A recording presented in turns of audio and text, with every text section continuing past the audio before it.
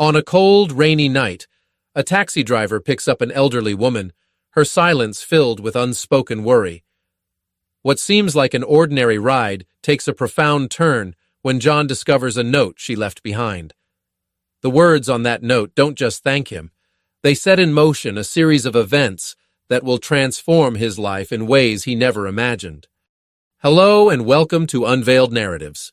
Today we share another heartfelt story of how a small act of kindness can spark profound and unexpected change.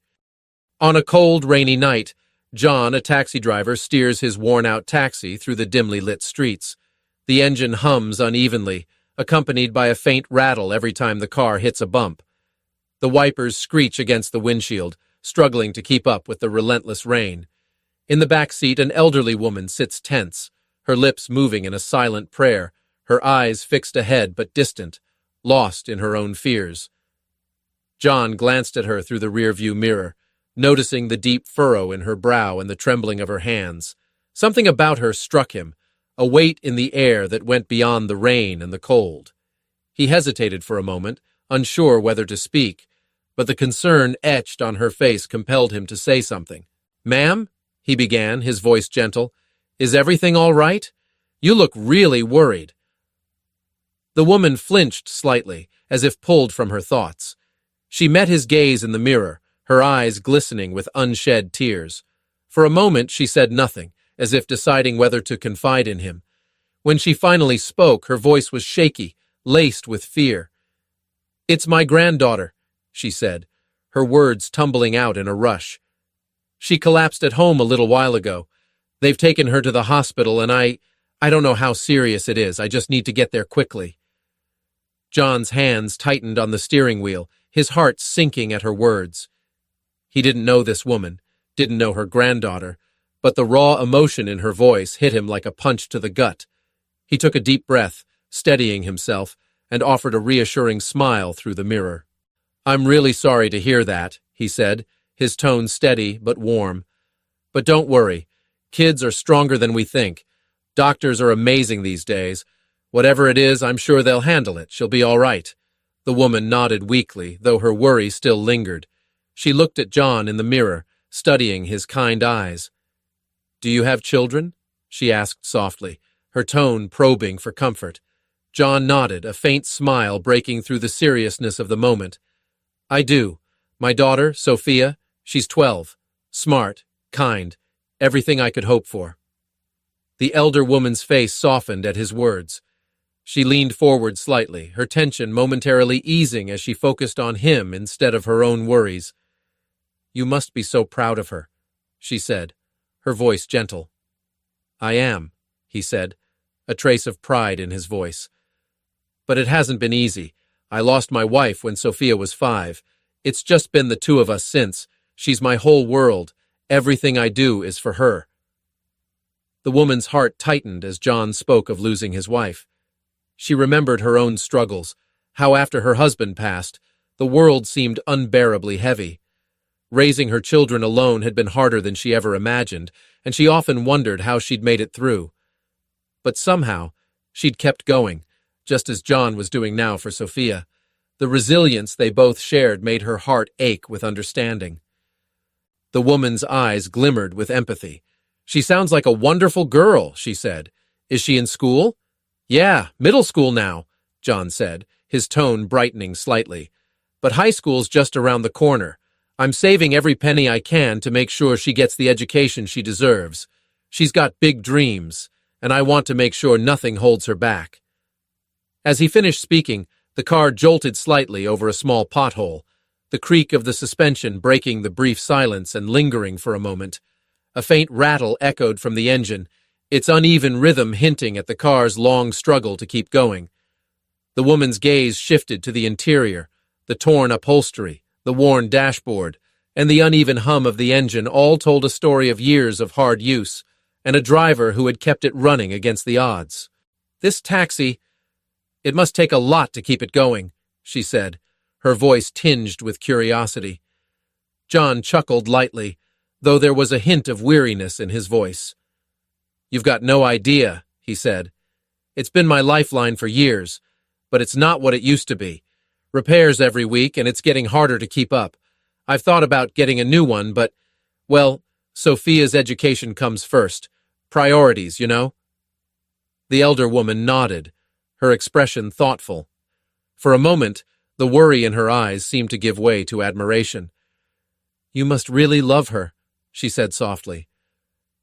"More than anything," John replied, his voice steady but filled with emotion. "She's my princess. She deserves the best, even if it means I have to work twice as hard." The elder woman fell silent, her gaze lingering on him. There was something unspoken in her expression, a quiet acknowledgement of his sacrifices. As the hospital came into view, she seemed to straighten in her seat, her worry returning with full force.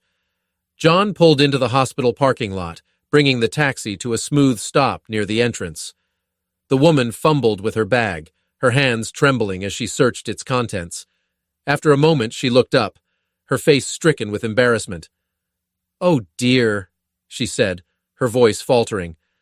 I must have left my purse at home in all the worry and rush to get here. I'm so sorry, but I don't have any money to pay you right now." John shook his head immediately, offering her a warm, understanding smile. "Ma'am, don't worry about it," he said. "Family comes first. Just focus on your granddaughter. You don't need to explain." The woman looked at him, her eyes misty with gratitude. "Thank you," she whispered. "I don't even know what to say." John reached into his pocket, pulling out a worn business card. "If you need a ride later, anytime tonight, just call me," he said. "I'm out driving late anyway. I'll get you where you need to go." The woman took the card, her hand trembling slightly. She clutched it tightly. As John turned his attention to the parking lot, she quickly pulled a small notepad and pen from her bag. She jotted down a few words, her hand shaking as she wrote. Glancing at John for a moment, she quietly placed the note onto the passenger seat, careful not to draw attention. "You're a good man, John," she said, her voice thick with emotion. "Thank you." John nodded, a faint smile on his face. "You're a good man, John," she said, her voice thick with emotion. "Thank you." John nodded, a faint smile on his face. "Take care, ma'am," he said. "I hope everything turns out all right." "Take care, ma'am," he said. "I hope everything turns out all right." She closed the door behind her, and John watched as she hurried into the hospital, her figure quickly disappearing into the rain. For a moment, he sat there in silence, his hands resting on the steering wheel. In the quiet of the cab, with the rain pattering softly against the windows, John made a silent prayer. He didn't know the woman or her granddaughter, but in that moment, he carried their fear as if it were his own. He prayed for strength for the grandmother and healing for the child, his own heart heavy with the weight of their struggle. After a few moments, with a final glance toward the hospital, he shifted the car into gear and pulled away into the rain-soaked night. As the rhythmic sound of the rain accompanies his thoughts, John notices something on the back seat, a note, neatly folded. His grip on the steering wheel tightens slightly as he glances at it through the rearview mirror, wondering if it's something the woman left behind. He slows the taxi down and pulls over to the side of the road, stopping at the corner. He switches on the interior light and reaches for the note. Carefully, he unravels it, his eyes scanning the words as he begins to read. "Thank you for your kindness. I'm truly sorry for any trouble I caused, but I'll never forget your generosity. I can't repay you directly, but I know someone who can. Please go to this address tomorrow at noon.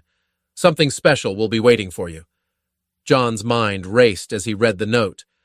Who was this woman, really? He hadn't thought his kindness warranted anything in return. Yet, here was a message urging him to visit a location the next day. What could be waiting for him there?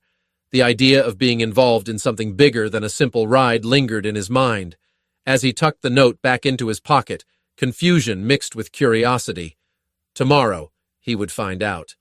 But for now, all he could do was wonder who this stranger was and what her connection was to the mysterious offer. The next afternoon, John follows the address from the note, still uncertain about what he's walking into. The address leads him to a large building, likely a showroom of some sort. He steps out of his old, rusted taxi and walks up to the entrance. The doors open automatically, and he's greeted by the sound of silence and the polished gleam of the cars displayed inside.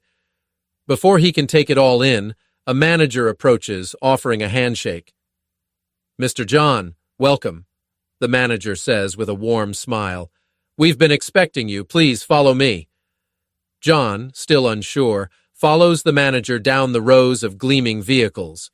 His mind races as they walk, questions flooding him. The manager stops in front of one of the cars, turning to John with a smile. "This is it, the car you've been waiting for." John's heart skips a beat. Before him is a brand new taxi, sleek and clean, a far cry from his rusted, patched-up old vehicle. He looks at it, unable to believe what he's seeing. It doesn't feel real. The manager continues, "It's been fully paid for.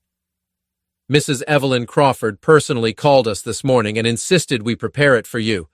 She wanted you to have something better." John stands frozen, the weight of the gesture sinking in.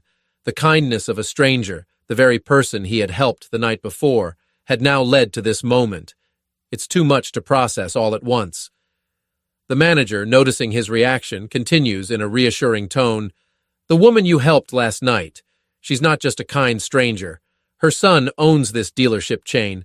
She made sure this car was yours." John stood silent for a moment, still processing the manager's words.